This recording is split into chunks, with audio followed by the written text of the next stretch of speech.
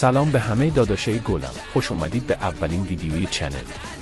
دیدم خیلی از شماها این روزا با مشکل پینگ و لگ دست و پنجه نرم میکنید. گفتم تو اولین فرصت یه راهکار خوب براتون بذارم که بتونید این مشکل رو تا حد زیادی برطرف کنید. همونطور که میدونید با توجه به شرایط اخیر، پینگ خیلی از پلیرها به هم ریخته و تجربه بازی مثل قبل نیست. ولی نگران نباشید، چون قراره تو این آموزش راه حلش رو با هم بررسی کنیم. لینک چنل تلگرام رو پایین براتون میذارم. حتما جوین بشید، چون اونجا همه مراحل و نکات لازم رو کامل، دقیق و خیلی سریع براتون توضیح میدم. و مثل همیشه لایک، سابسکرایب و کامنت یادتون نره، چون حمایت شما بزرگترین انگیزه برای ادامه دادن این مسیره. بریم سراغ آموزش.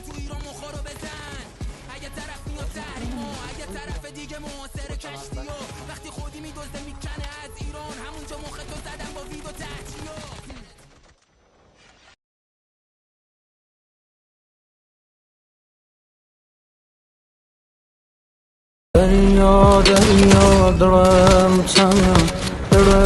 تنه چویلیم دریا تو شاهدی شنیدم عاشقیم دریا ساحر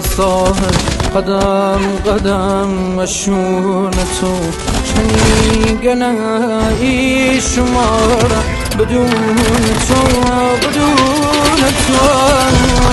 دریا درم تنه چویلیم دریا تو شاهدی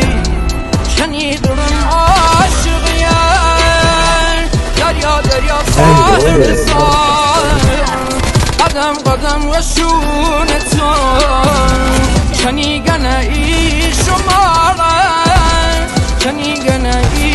شماره لفظ ناموس گرونه اینو خاویار ناموس با یه هرزه کلی توفیرشه لاشی خان ناموس و وطن تاجیه رو سر دانیال هرزه هایی مثل تو به تخما چپ داشیام یو چوله بردنی پر حرارت واسه آدم اشتی و همیشه پر مرامم دادم ناموسیتون شده حوالم مگر نه با مامان زیبای تو کاری ندارم مولتی رای ما هفین میکنه کادیلاک چپ